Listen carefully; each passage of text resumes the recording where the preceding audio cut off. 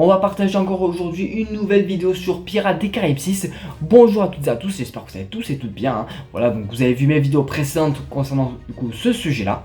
Mais oui, du coup Disney est en train de discuter, de négocier avec une certaine dame pour écrire le scénario et on va y revenir dans cette vidéo.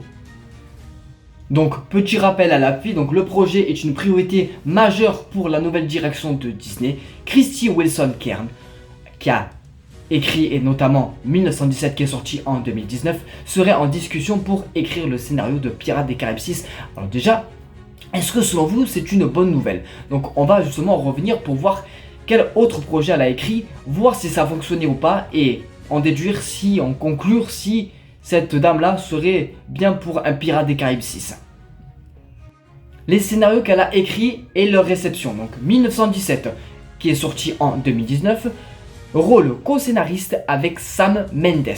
Succès, un très gros succès critique et commercial, environ 446 millions de dollars au box-office mondial, pour un budget autour d'un voisinant donc entre 90 et 100 millions. Ok, 10 nominations aux Oscars, ça c'est plutôt pas mal. Plusieurs victoires, images, son, effets visuels, ça c'est un très bon point.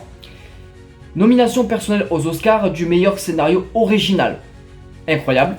Donc la conclusion, donc ça a été du coup un très grand succès du coup par rapport à ce film. Franchement, ça a été apparemment du coup d'après ce qu'on peut voir, c'est que c'est un banger.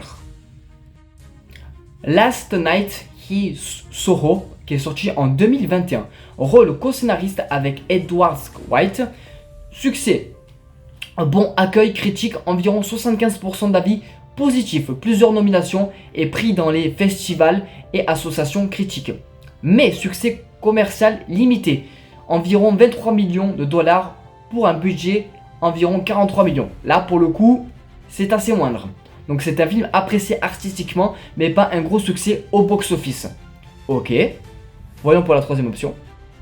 The Good Nurse en 2022, donc en titre en français, Meurtre sans ordonnance. Rôle scénariste principal, adaptation. Le succès, film bien reçu globalement, critique plutôt positive, score autour de 70 et 75%, diffusé surtout sur Netflix, donc pas un énorme box-office, mais une bonne visibilité. Réception, donc la conclusion, donc réception correcte, projet solide, mais moins marquant que 1917.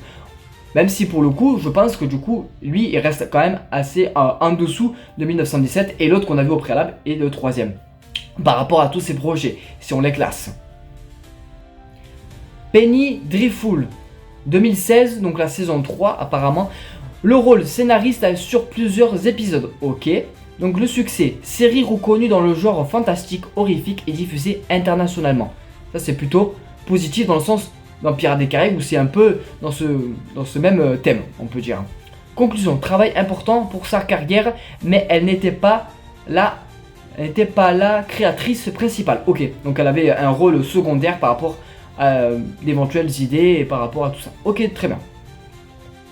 Donc j'ai fait ma petite conclusion concernant, et n'hésitez pas à me dire vous dans les commentaires ce que vous en pensez par rapport à cette dame, si elle écrit Pirates des Caraïbes 6, est-ce que vous êtes pour ou contre? N'hésitez pas à me dire tout ça dans les commentaires. Moi j'en ai fait une petite conclusion par rapport à ChatGPT etc, que j'ai fait mes petites recherches.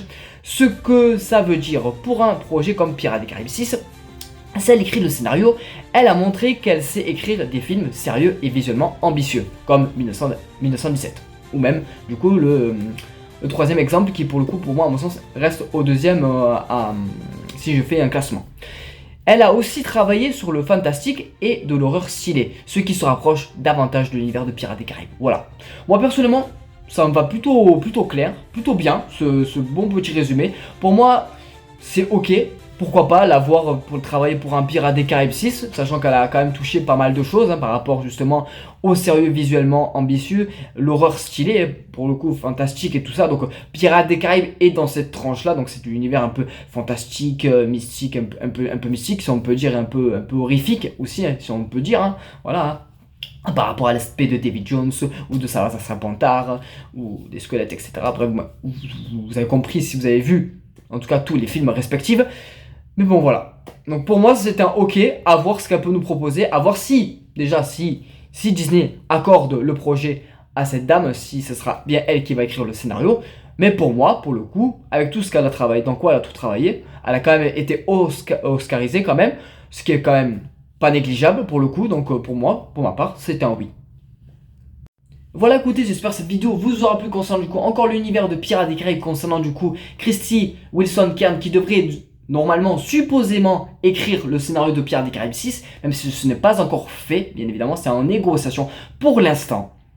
Voilà, mais même s'il y a d'autres déclarations que je vais revenir dessus, notamment surtout à Jeff Brickenber, qui est également très dans le projet, qui veut son 6e opus de Pirates des Caraïbes, et qui pour le coup a démenti les faits que, justement, par rapport aux informations qu'on a eues récemment, que ça devrait être sur le fils de Jack Sparrow, ben, selon ses dires à lui, ça serait faux. Donc je vais y revenir dans d'autres vidéos, donc on va parler encore de l'univers de Pirates des Caraïbes. C'est un sujet que j'adore, c'est une licence que j'affectionne particulièrement.